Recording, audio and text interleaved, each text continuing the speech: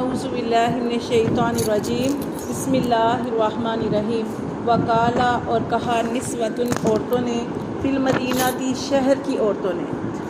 عورتوں نے کہا کہ امراۃ العزیزی کہ عزیز کی جو بیوی ہے تراودو کہ وہ پھسلا رہی ہے فتح اپنے غلام کو، ٹھیک ہے، یوسف علیہ السلام کو وہ کہنے لگی کہ اپنے غلام کو پھسلا رہی ہے ان نفس ہی کسے اس کے نفس سے۔ اب بات جو ہوتی ہے وہ گھر سے باہر نکل ہی آتی ہے، اس طرح یہ بات بھی گھر سے باہر جب نکل گئی تو ان عورتوں میں مشہور ہو گیا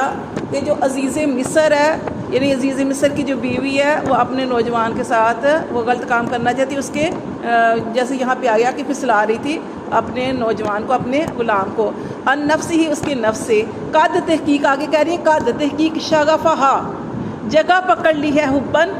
اس کے دل میں، اس کی محبت نے، کس کے دل میں، یعنی کہ عزیز مصر کی بیوی کے دل میں اب اس کے غلام نے جگہ پکڑ لی ہے،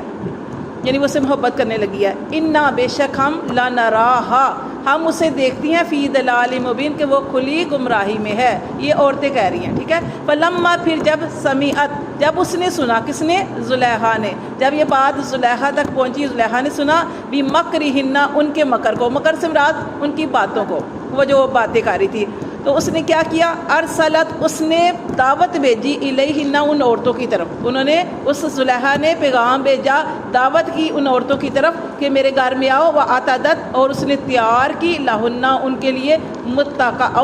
ایک محفل، اپنے گھر میں ایک محفل رکھی، وآتت اور جب وہ ساری عورتیں آ گئی تو دی اس نے، وآتت دی کل واحدات ہر ایک کو، منہن ان عورتوں میں سے ہر ایک کو، سکینتوں ایک ایک چھری۔ جب عورتوں کو گھر میں بلا لیا، دعوت کی، ہر عورت کو ایک ایک چھری دی اور ایک ایک سیب بھی دیا، کہ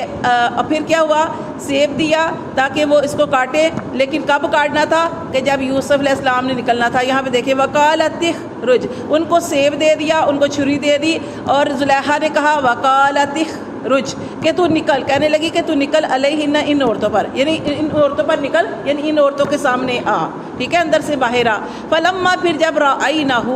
پھر جب ان عورتوں نے اس کو دیکھا، کس کو، یوسف علیہ السلام کو دیکھا، اکبرناہ اس کو بڑا سمجھا سے مراد یعنی یوسف علیہ السلام کے حسن کا رعب ان کے اوپر چھا گیا،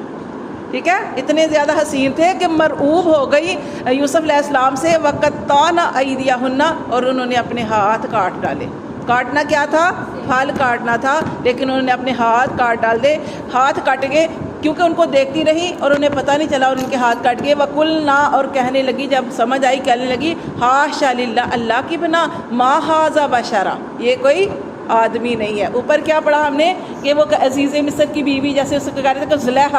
زلیخا جو ہے اپنے غلام کا جو نفس کی وجہ سے اس کو بہکا رہی ہے، پھسلا رہی ہے، اور یہاں پہ اب وہ کہنے لگی یہ تو کوئی آدمی ہے ہی نہیں، ان ھذا نہیں یہ الا مگر ملک کریم یہ تو ایک باعزت فرشتہ لگتا ہے، یعنی اتنے زیادہ۔ اب دیکھیں عزت کون دے رہا ہے، اللہ تعالیٰ ہی عزت دے رہے ہیں یوسف علیہ السلام کو، کہ یوسف علیہ السلام کے بارے میں وہ عورتیں کہہ رہی ہیں یہ تو بڑا باعزت کوئی فرشتہ لگتا ہے۔ قالت اب وہ بولی، کون، زلیخا بولی، فذالکن الذی یہ وہ ہے لمتننی فی جس کے بارے میں تو مجھے ملامت کر رہی تھی، یہ وہ میرا نوجوان ہے، یہ وہ میرے گھر میں رہنے والا بچہ ہے، یعنی جب وہ جوان ہو گئے تھے کہ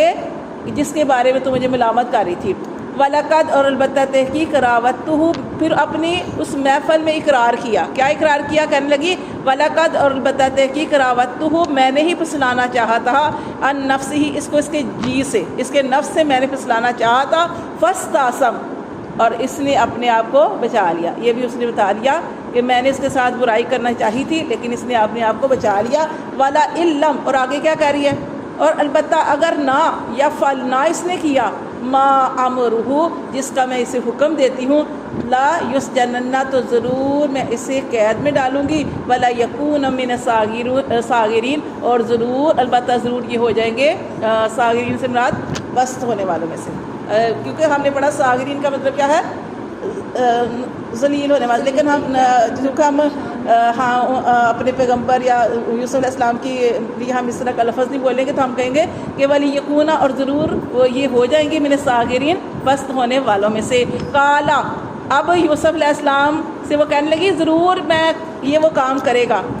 عورتوں سے بھی کہہ دیا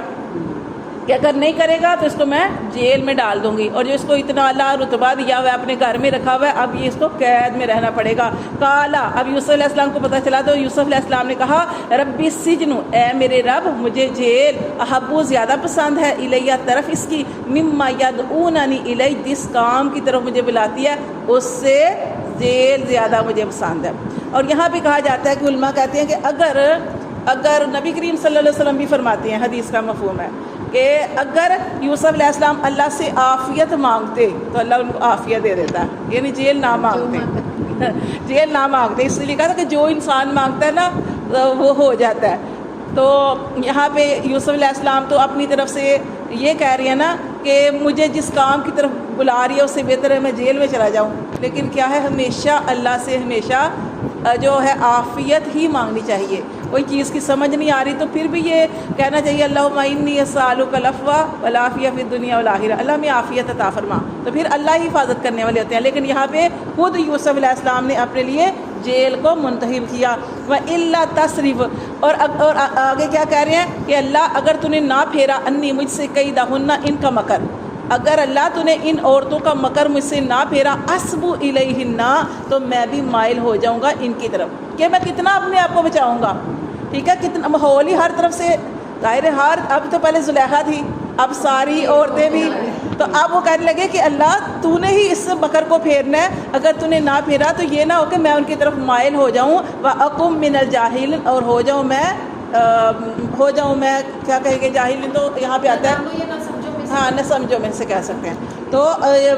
میں بھی ان کی طرف مائل ہو جاؤں گا، وَأَكُن مِّنَ الْجَاهِلِينَ، اور ہو جاؤں گا بے سمجھو میں سے۔ تو پھر جہاں پہ جب دعا کی تو اللہ تعالیٰ فرماتے ہیں فَاسْتَجَابَ لَهُ رَبُّهُ، اس کے رب نے اس کی دعا قبول کر لی، ٹھیک ہے، انہوں نے جیل مانگی تھی، جیل میں وہ قید، کیونکہ قید میں ڈال دیا گیا، تو اللہ فرماتے کہ ہم نے اس کی دعا کو قبول کر لیا۔ فَصَرَفَ عَنْهُ كَيْدَهُنَّ، اور ہم نے پھیر دیا اس سے